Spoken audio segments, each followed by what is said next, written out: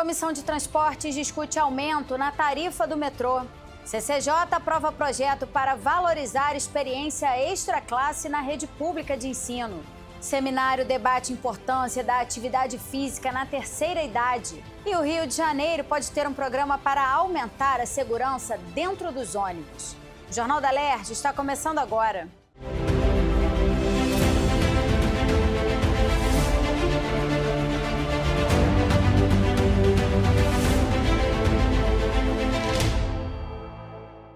Boa noite.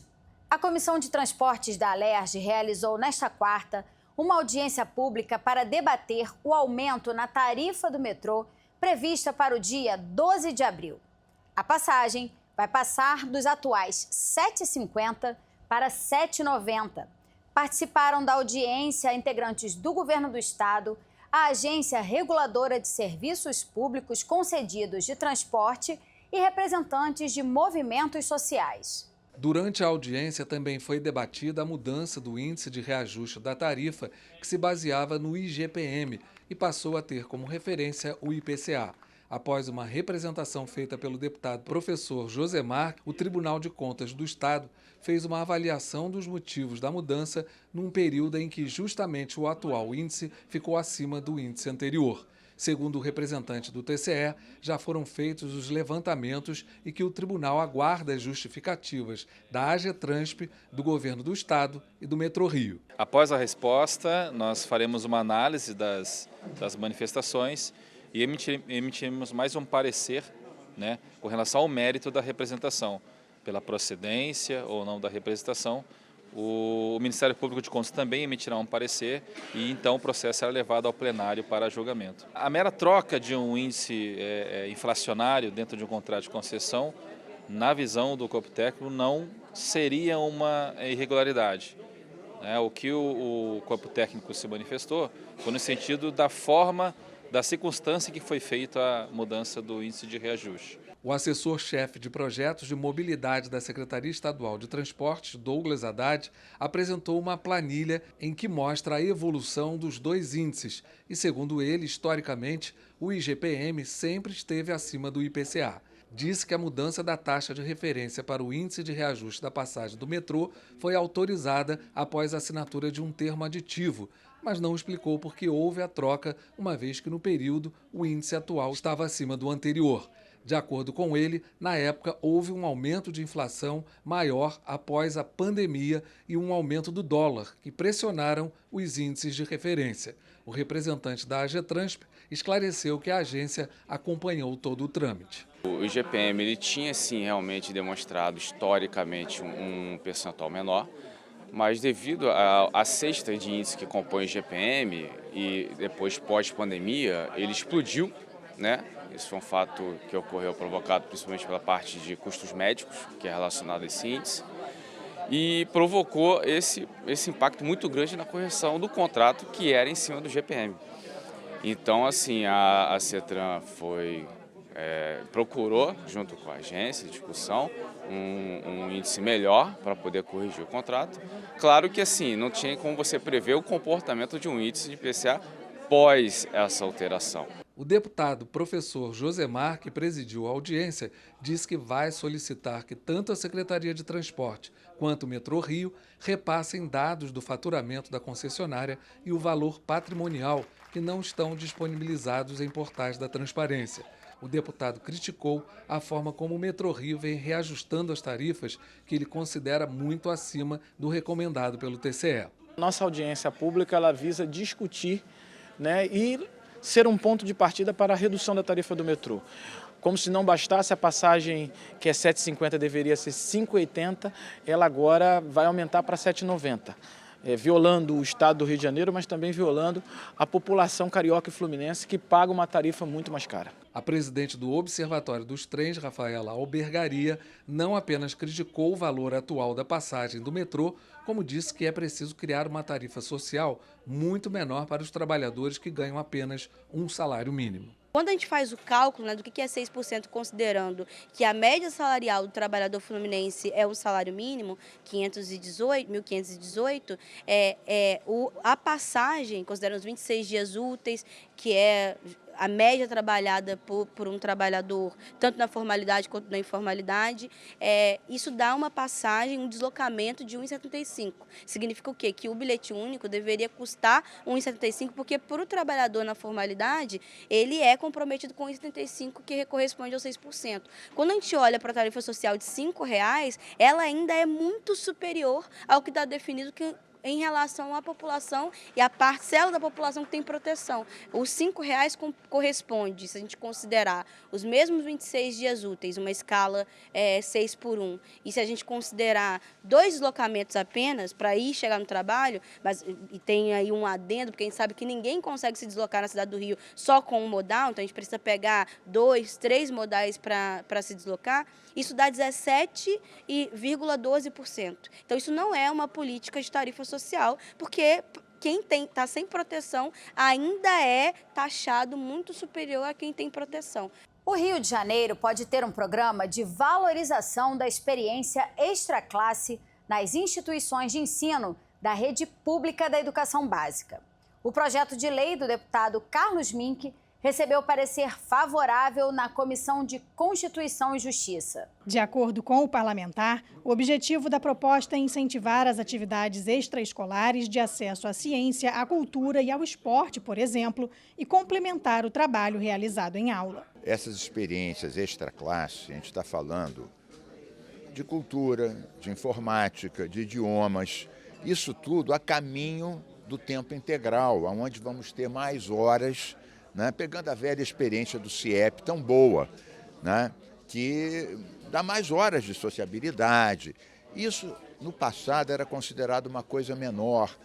Fica mais um tempinho na escola, dá um chute na bola, e não é bem isso. É um complemento da formação. Outro projeto aprovado pela CCJ foi o do presidente da comissão, deputado Rodrigo Amorim, que altera a lei que autoriza o governo a determinar a inclusão do psicólogo escolar e educacional nas redes pública e privada de ensino do Estado. O deputado acrescentou que também é atribuição desse psicólogo trabalhar preventivamente o combate à violência na escola. De acordo com Amorim, a escola deve ser lugar de acolhimento e de estar em segurança, e nada mais justo do que fornecer assistência psicológica institucional aos estudantes. As escolas contam com uma equipe multidisciplinar e a minha iniciativa é incluir um psicólogo para que possa atuar nessa equipe. Detectar algum caso de violência no âmbito escolar, não se trata de vitimismo, de mimimi, como se fala, mas tão somente aumentar a capacidade dessa equipe multidisciplinar em detectar problemas na formação e que podem afetar o ambiente escolar e a vida do indivíduo. Os parlamentares também debateram bastante a proposta do deputado Luiz Paulo, que pretendia aumentar a alíquota do ICMS incidente na venda de bebidas açucaradas de 16% para 23%. O texto recebeu parecer pela injuridicidade e foi retirado de pauta pelo autor. Segundo Amorim, relator do projeto, a proposta feria o princípio constitucional de proporcionalidade, podendo gerar a evasão de indústrias do Estado, bem como afetar a população mais pobre e não necessariamente aumentar a arrecadação estadual. No aspecto formal, o projeto é constitucional. No entanto, chegando um pouco perto da questão meritória, existe uma potencial afronta a um princípio constitucional também, portanto, nos cabe na CCJ analisar, que é afetar o princípio da razoabilidade, da proporcionalidade, uma vez que a medida passa por discussão de afetar primeiro aquelas pessoas mais pobres, que são os que consomem esse tipo de produto diretamente, saber se efetivamente haverá acréscimo na arrecadação, se haverá uma evasão de indústrias no Rio de Janeiro e se a proporcionalidade apresentada no aumento do tributo vai suprir esses problemas apresentados, portanto, atingindo um princípio que está consagrado na Constituição Federal. O deputado Luiz Paulo explicou que esse aumento da alíquota já vem sendo discutido no âmbito federal e reforçou a importância da proposta tanto no aspecto fiscal, aumentando a arrecadação, quanto extrafiscal, melhorando a saúde da população. No entanto, ele resolveu arquivar a proposta atual e fazer um novo projeto, aumentando apenas 2% da alíquota de 16% para 18%. As bebidas açucaradas, elas provocam obesidade, aumentam fortemente a glicose, infartos, AVCs, escleroses, é um monte de doença. E a grande compensação é que se diminuir o consumo, você economiza na saúde e na vida das pessoas. Não é somente uma questão de arrecadação. Por isso que é uma questão fiscal e também é uma questão extrafiscal. O mote central dessa questão é diminuir o consumo de produtos açucarados, para melhorar a saúde coletiva do cidadão fluminense. A Comissão de Assuntos da Criança, Adolescente e Idoso realizou nesta quarta um seminário sobre a importância da atividade física para as pessoas da terceira idade. A ideia é promover a integração do idoso à sociedade, contribuindo para melhorar não só a parte física, como também a mente. A atividade física é fundamental para a pessoa idosa.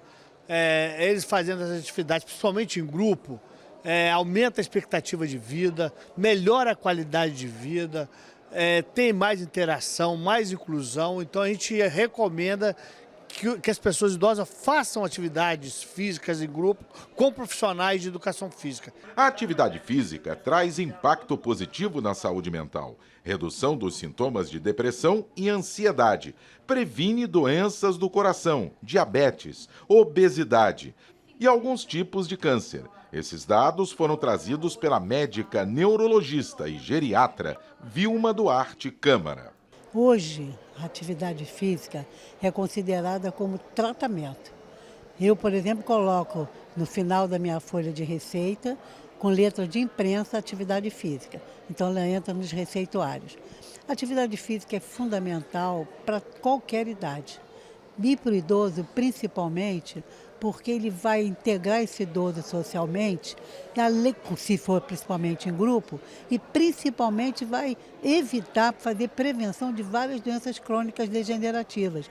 Ele vai proteger o sistema ósseo-articular, ele vai proteger toda a musculação, evitar sarcopenia, ele vai tirar o indivíduo do sedentarismo e, muito importante, já está provado, que ele melhora a parte psíquica do paciente. Segundo dados de 2023, trazidos pelo professor de Educação Física Bruno Rodrigues, a expectativa de vida dos homens no Brasil é de 73 anos. Já das mulheres é de 79. A projeção para 2070 é que esses números subam em média para 84 anos no geral. Para o aumento da longevidade, é preciso maior atenção à saúde e à qualidade de vida. A pessoa idosa tem uma série de fragilidades físicas decorrentes da idade. Então, fazer atividade física com orientação do profissional especializado nessa faixa etária é fundamental até pela questão da segurança, né, da atividade. O profissional vai conseguir orientar qual a melhor atividade física mais eficaz para ele manter a funcionalidade e manter a autonomia e também prevenir lesão. Então, é isso, é para saúde e para a questão da segurança também. É fundamental ter um profissional qualificado atuando junto com esse público. O envelhecimento é um processo natural que traz mudanças físicas e mentais, e a atividade física pode minimizar essas alterações. O Rio pode ganhar o programa Ônibus Seguro para ampliar a segurança no transporte coletivo na região metropolitana do estado. O projeto do deputado Luiz Paulo foi aprovado pelo plenário. Veja como foram as votações. Na sessão plenária desta quarta-feira, o deputado Carlos Mink apresentou proposta que atualiza a lei que permite ao governo punir estabelecimentos que discriminem pessoas em função do sexo ou orientação sexual e que adotem contra elas atos de coação, violência ou ofensa. Além de estabelecimentos comerciais, industriais e instituições, o projeto inclui na lista de locais que podem sofrer sanções estádios, arenas esportivas e espaços de eventos culturais, sejam públicos ou privados. Quem descumprir as normas pode ser multado, além de ter o local interditado em casos de reincidência. Nos casos ocorridos nos estádios e arenas esportivas, os órgãos competentes devem disponibilizar no local do evento um posto avançado, móvel, para acolhimento às vítimas com primeiro atendimento e registro da ocorrência. A matéria foi aprovada e segue para a análise do governador. Veja, eu já tenho aprovado uma lei que pune estabelecimentos que discriminem ou tolerem qualquer tipo de violência contra as mulheres. mas não estava mencionado o lado esportivo. Era mais restaurante, academia. As mulheres da arquibancada, que tem um movimento forte, onde tem muito machismo e agressão, pediram essa lei que modifica a outra, ampliando. Imagina, uma mulher está no meio de milhares de pessoas, né? Aí chega um sujeitinho, passa a mão, faz uma besteirada qualquer. Imagina se ela tem que sair do jogo para achar uma delegacia para fazer uma denúncia. Tendo um posto avançado móvel, além dela poder fazer imediatamente a denúncia e ter do lado dela uma testemunha, já é algo que vai dissuadir um pouco. Estabelecimentos de hospedagem do Estado, como hotéis e pousadas, podem ser obrigados a aceitarem a presença de animais de assistência emocional para hóspedes com deficiência ou transtornos mentais. A necessidade da presença desses animais deve ser comprovada pelos hóspedes através de um atestado ou laudo médico. O projeto do deputado Júlio Rocha foi aprovado em plenário e segue agora para a análise do governador. As deputadas Dani Monteiro, Tia Ju e os deputados professor Josemar e Átila Nunes apresentaram o projeto para incluir no livro dos heróis e heroínas do Estado do Rio, Eleutério, Constantino, Manuel, Mateus, Leopoldo e Maria, cidadãos responsáveis pelo reflorestamento da Floresta da Tijuca, e Sabino, Macário, Clemente, Antônio e Francisco, cidadãos responsáveis pelo reflorestamento das paineiras. Os nomes não possuem sobrenome por terem sido pessoas escravizadas. O projeto foi aprovado e segue para a análise do governador. A Floresta da Tijuca ela é um espaço reflorestado e não original. Eu acho que poucos cariocas, poucos fluminenses sabem disso e sabem, às vezes, menos ainda do papel importante que ela cumpriu no passado e cumpre até hoje, de frear o desabastecimento hídrico na cidade do Rio de Janeiro no passado e de até hoje diminuir em torno de 3% a 6% a temperatura, especialmente ali do entorno da floresta. Então, rememorar que essa floresta foi feita por 11 mãos e braços que foram escravizados é recolocar a história em alguma forma no seu lugar. O Rio pode ganhar o programa Ônibus Seguro para ampliar a segurança no transporte coletivo rodoviário na região metropolitana do estado. A proposta dos deputados Luiz Paulo, Alexandre Knoploch e Lucinha prevê um convênio entre o governo do estado, as prefeituras da região metropolitana e a Federação das Empresas de Transportes do Rio, a FETranspor, para viabilizar a contratação de policiais civis, militares e penais e guardas municipais nos dias de folga através do RAS, o Regime Adicional de Serviço. A atuação dos agentes deve ser direcionada de acordo com os índices de violência monitorados pelos órgãos de segurança pública estaduais. O texto foi aprovado e segue para a análise do governador. Aí você vai me perguntar assim, mas são centenas e centenas de linhas de ônibus. Vai ter dinheiro policial para isso tudo? Evidentemente que vai ter que trabalhar conectado com o serviço de inteligência da segurança pública, que vai definir as manchas dos assaltos, dizer, ó, nesse período vamos ficar aqui, nesse período vai ficar acolá. E para o bandido, como esses policiais estarão à paisana, eles vão sem saber se tem lá dentro ou não. Podem entrar para assaltar e perderem, né? Como dizem eles. E uma política de direitos da criança e do adolescente pode ser criada no Rio. O objetivo da norma, apresentada pela deputada Tia Ju, é promover uma estrutura organizacional e financeira de programas e ações voltados aos menores de idade do Estado. A política deve prever iniciativas destinadas a prevenir situações de vulnerabilidade e risco social com ações intersetoriais. O texto foi aprovado e segue para a segunda discussão. Essa organização visa exatamente agilizar. A criança e adolescente tem pressa. A tenra infância passa muito rápido.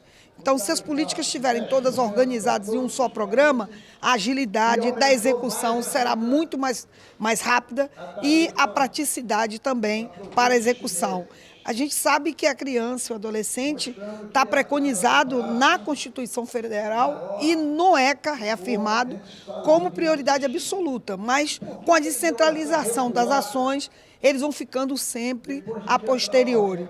E aí, com esse programa, a gente consegue fazer cumprir a Constituição e também o Estatuto da Criança, dando prioridade a quem é prioridade absoluta. O Jornal da Alerj fica por aqui.